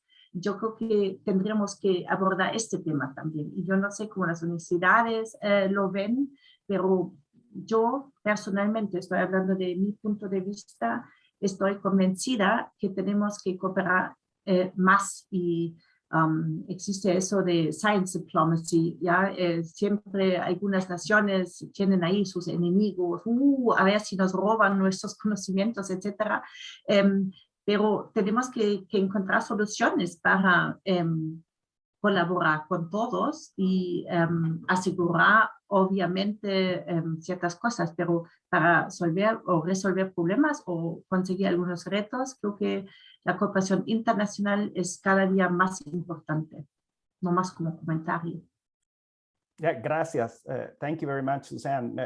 It's a great point. How we are facing global issues now, whether it is sustainability or health or vaccination or anything, and for big global issues and questions and problems, we need big global engagement and cooperation, and universities should be part of these solutions. So thank you very much. I completely agree with that. And actually, this is a point that all four panelists, I think, expressed. The resurgence or at least the coming to a priority of sustainability, for example. This is something that, of course, is not a new topic for anybody, but for any of our universities or institutions. But it is very interesting, I think, very appealing, how the pandemic has raised the importance of sustainability questions and issues to all of us. We are really now questioning how much travel, as Suzanne was saying, how much travel or in-person activities we should really have, instead of other or in combination and with others. Angie? Well, I just want to ask a question on this as we continue to figure out what's that sweet spot between holding ourselves accountable to making decisions that are favoring sustainability and sustainable living, while also recognizing that to the point of Patricio earlier, the desire and the need to culturally immerse oneself in another language, in another culture, in another lifestyle. I'm really interested in hearing if there are models out there or ways in which even rubrics are created that help decision-making happen to balance both of those needs and things that are ultimately good in and of themselves. We're grappling with that. We're trying to say, are we trying to set goals of reducing travel by a certain percentage? Is that an arbitrary percentage just to put a number? Or is there a process of decision making that helps inform decisions? Not as to how often or who. I think one thing we are struggling with our undergraduate students, our US students, particularly in Europe, and I would say in other parts of the world, they may be studying in Rome or London, but because air travel is so cheap and the history of, oh, I can go for a weekend all over Europe every weekend, that really does two things. One, it's very unsustainable in terms of carbon footprint and travel, but it also does not allow our students to really immerse themselves in the cities and the cultures in which they're living and working and studying. And some of it is economics for us. Some of it is their students have money to spend, and they do that. And there are those who don't. So there's not an equity in that reality as well. And so we're trying to grapple with what are ways to help our students incentivize staying locally, not necessarily feeling like they have to go on these weekend excursions all over Europe or Latin America, as a part of their responsibility as global citizens to not only the earth, but to learning and immersing themselves in the place they've chosen to study for 6 months or a year. There are some things that work and there are some things that don't. And I'm curious to know on that front, if there are any ideas or any way in which you are helping to form your own students in that responsibility and accountability when they are actually studying in different countries. Thank you, Angie. That's a great question. Una gran pregunta, ¿no? Para nuestros panelistas, ¿no? ¿Qué podemos hacer? ¿O qué están haciendo? ¿Qué rúbricas hay para convencer a nuestros estudiantes de quedarse en los lugares donde van, ¿no? Irá a continuar los viajes internacionales, pero ojalá sean un viaje y no 30 viajes cada vez, ¿no? A distintos lugares y cómo motivarlos para que se queden un tiempo en sus culturas, aprendan el idioma, aprovechen la riqueza de cada una de las universidades y ciudades y qué sé yo dónde están. Creo que es una pregunta súper interesante. No sé qué tuvieran para decir los colegas acá, Antonio, Søren, Susan.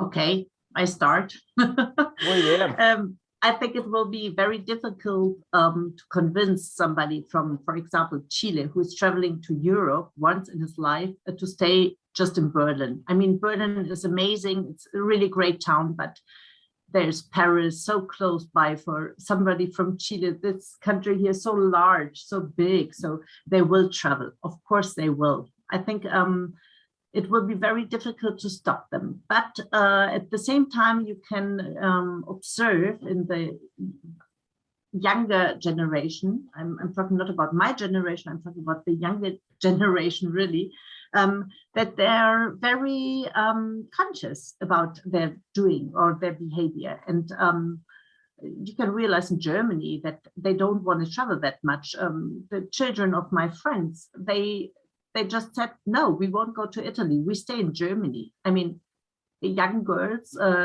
14 years old, saying to their parents, no, I don't want to travel. It's not good for the climate.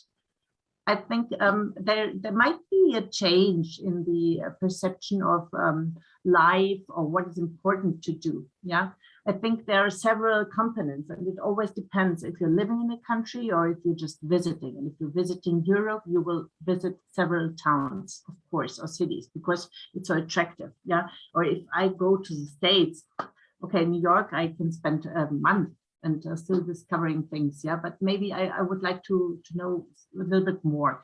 And it's very heavy, or it's how to say that in English? I think it's very difficult to convince somebody not to open his mind to more culture or whatever. And I think this is also a topic where we should think about how much virtual reality is helping in this topic. For example, we really discussed a lot the use of a virtual reality, how do you say this, los glasses, the glasses, yeah. If we really will use them in our, for example, we have a big, una feria, exposition, student exposition, and if we take it over there and if people really will use it, yeah, I think it's possible. And I think universities will work with those glasses, because you can give them a look inside another culture, and you can experience in a virtual way things, because we were talking about inclusion, and somebody who is not able to go to study abroad because he has not no financial resources or whatever, or for family reasons. This is also an opportunity to make experience. It's a virtual experience, but it's possible. And I think the whole topic you were mentioning was traveling, to educate them, to get the people to behave the right way. But what is the right way? We have to define that. Yeah, is it more important to stay in one place, or is it more important to experience another culture? Yeah, I think that is very difficult. You mentioned, do we need some numbers? What does this number express? Okay, and I know in the DAAD we are working on strategies concerning this mobility, how much physical mobility is necessary. Yeah, we still believe in physical mobility. We still believe that it's necessary to experience another culture in a physical way. Yeah, not only in a virtual way. But the virtual way can be a good complement to this. Yeah, and I think there is no right answer to this question. It's because it's too complex, maybe. Sorry. No, thank you very much, and that's a great approach. I completely agree that Notre Dame was very actually a pioneer, or a leader in terms of in-person, coming back to in-person teaching very soon after the pandemic began, and for very good reasons. I think Notre Dame was absolutely convinced of the importance of community, sense of belonging, and in-person interaction. So I completely agree with you. On the other side, I think it is perfectly possible to engage the students and the younger generations, which have a stronger sense of responsibility in terms of sustainability efforts and the impact of their actions on the earth, that they can take better advantage of some opportunities without having to travel that much. So I think it is perfectly possible to keep traveling, but to at the same time kind of increase the number and quality of opportunities for those students in their in the places where they are doing their study abroad. So I agree that there is no correct answer to that, but it's an important question, I guess. Well,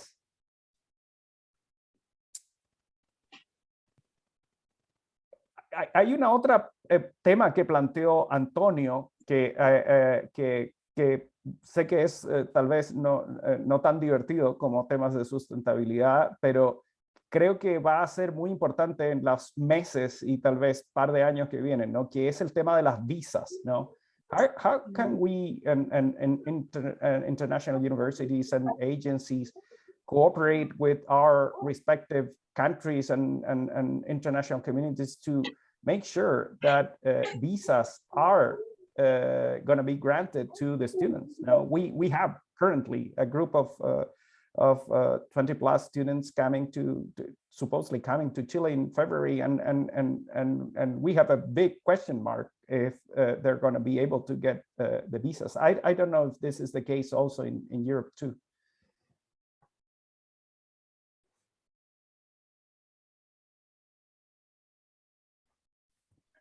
I mean, I certainly don't have an answer that's foolproof. You know, for us, we do our best to build relationships with the various consulates and around the country, you know, as a way of helping them understand global education and the mobility of our students. And sometimes that relationship building over time is helpful, to be honest, in helping to expedite situations when they need to be expedited. You know, in this country, we have, and I don't know about other countries, but ironically, we have a shortage of staff. We have a shortage of workers. The pandemic has really, and it's fascinating in a lot of ways, I think, had people give pause to what it was and what it is that they spend their time doing. I think, frankly, some of our own immigration issues in terms of having international workers has also been a factor.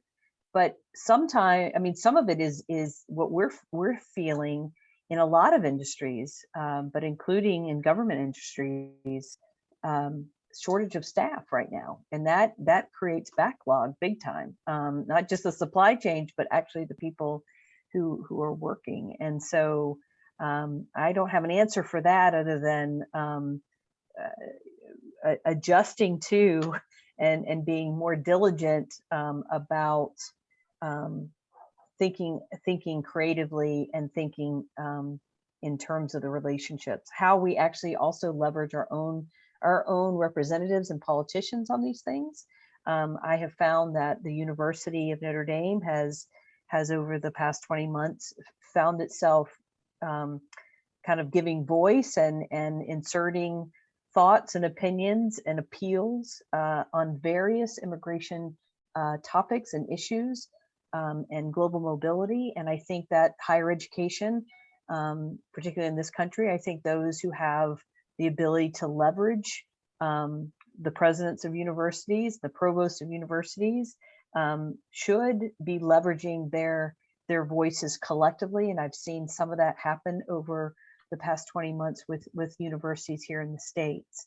So I'm not answering the question specifically, other than I think there's a variety of tactics, both individually and collectively as a university, that we are trying to help influence, keeping borders open, keeping the process not just timely, but humane and smooth and inclusive. And we have a great team here at Notre Dame International whose job is solely to think and to advocate and to be supportive of international students and scholars coming. And so our director, Leah Zimmer, has done great work and has used her own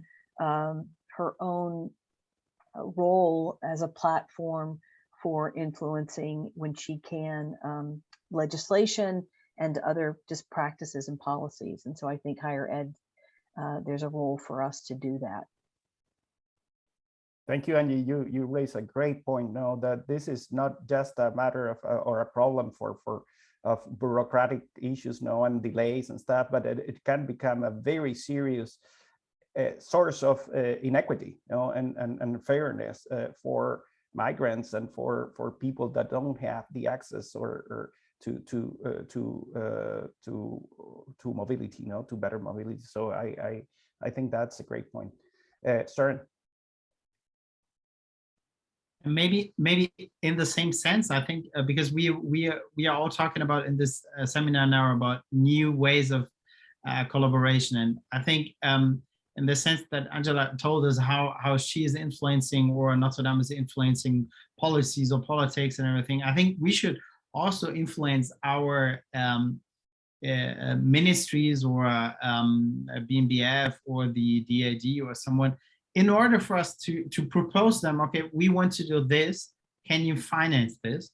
Because it's, I think it's, especially with Latin American, normally it's the other way around. We all see a shortage of budget, and I'm talking about almost all Latin American countries now when it comes to research or to educational funding on various levels. So the first one we see, which is, I wouldn't say skip, but was left apart, would be international collaboration, especially when it's cost intensive. And I totally understand that. But in order for us to, maybe we should include more virtual elements to this in order to cheapen it. Maybe we should open a bilateral collaboration to multilateral collaboration, as we see that if you, speaking about Chile, for example, you can both work together with Universidad de Chile, Católica de Chile, Católica de Valparaíso. You could work with a whole consortia in Chile, and everyone brings the one specialty, the highlight he or she is working with, and I think this is all about what the and what Angela told us, like going back a little bit and saying, what do I really want? Did I do this just to get the funding? But it's not about the project, but it was there because the funding line was there, and maybe to roll back a little bit and to let's really sit down and say, okay, when we want to have a more sustainable, a more diverse and a more inclusive world, what do we have to change in that? And is there a way that we as university representatives can do this? Maybe there's some project funding already for it. If not, maybe we should approach funding agencies with this idea. I think this is something what we really should think about, like alternative ways in engaging with someone who could give us money for this. And I think this is something what I rarely see or hardly see in Latin America, whereas huge potential still. Multilateral alternative funding, I would say collaboration or lines or projects. Thank you, Sharon. Suzanne? Estás silenciada. Yes, thank you. Sorry. I think Søren mentioned a very important point. I think we always need a dialogue between the funding organizations and the universities or the researchers or research institution, because we need to know, okay, for example, the DAAD is creating a program and we launch it, we have a call for papers, and then we have an information seminary, and then the universities have to apply for this funding. But sometimes the program might not be just the thing they need. Yeah, so it's very important to always keep in touch between funding organizations and universities. But at the same time, for example, years ago, but then the Estallido Social made our plans not happen. We wanted to have a meeting with founding organizations from Chile, like ADNIT, from Germany, the DAAD, and with researchers who got funding from our organizations, and to figure out what are the needs of the researchers, what are the needs of the researchers on the German side in this case, and the Chilean side. Yeah, and I think this dialogue has to be very estrecho, very close between the organizations. Yeah. I apologize for my English. I'm so much into Spanish. It's really hard for me. Sorry. It's perfect. It's always coming in Spanish here. Sorry. And that's so perfect. Now I really think we need this close dialogue to improve our programs, to make them better. Yeah.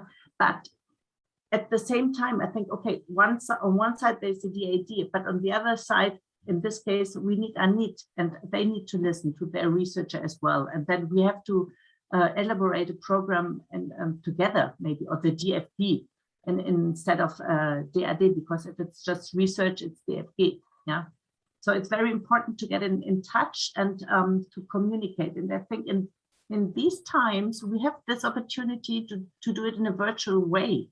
Yeah, it's not so difficult. We just have to organize it, I think. But there has to be an interest on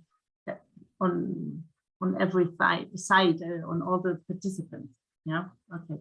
Thank you. Thank you, Susanne. Søren? Yeah, and what I still want to add on what Susanne said, everything was right and perfectly described by her.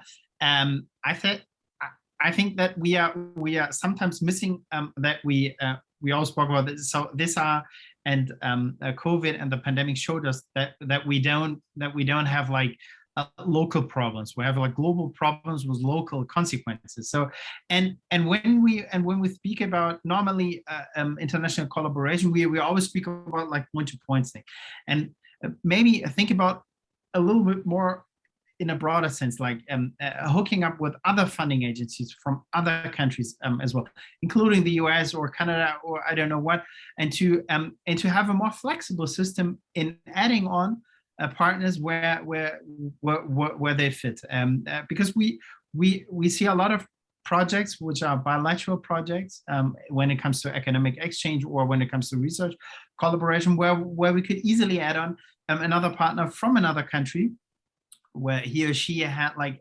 additional information, additional skill sets in order to do so. I think this is what showed us as well the pandemic, that we in order for us to solve something locally, we have to work globally. But globally doesn't mean like just working between Germany and Brazil, and it does mean, and when it comes to Latin America, and I think one of my observations, and I'm sorry for being very frankly, is that I see a huge potential still in the intra-Latin American cooperation. I see what we see in Europe was what we see in the US, where you first of all collaborate with someone next to your door, with a neighboring university, and then when someone like 200-300 kilometers far away, someone who has complementary skill sets, or a university which is in the same region and everything. And in Europe, it's easier that this university isn't in the same country, but in another country. And so first of all, think about Sao Paulo and, for example, Colombia or Santiago, Chile have several, I would say, challenges who are similar, but who would be solved maybe easier with an Indian partner than with a European partner. And I always think that maybe, first of all, think about like what Latin America has to give, and then to see who would be the fitting partners. And this, even speaking from a German perspective, I would say that we have to have this flexibility to add on different international partners. And why not do something with Notre Dame, several Chilean universities, German universities, Colombian universities, in order to achieve a common goal? I just Absolutely. quickly, I totally agree with that. And I do think the pandemic has pushed faculty to be creative about their research in ways that they never thought they had to or could. And one of the results that I am seeing is exactly what you're pointing to, is more, instead of a one-to-one collaboration, it is really expanding to 2 or 3, maybe sometimes more than that, depending on the focus of research. If someone is focusing on cancer, I just had a conversation with a faculty who's doing cancer research in the States, but really needs to better understand, how public health disparity around cancer or opportunities exist in Latin America, in Germany, in Asia. And so she's calling us to say, how do I connect with your partner universities that NDI has relationships with in order to invite them into this dialogue? Another thing that we have been trying in Mexico is what we're calling our research incubator.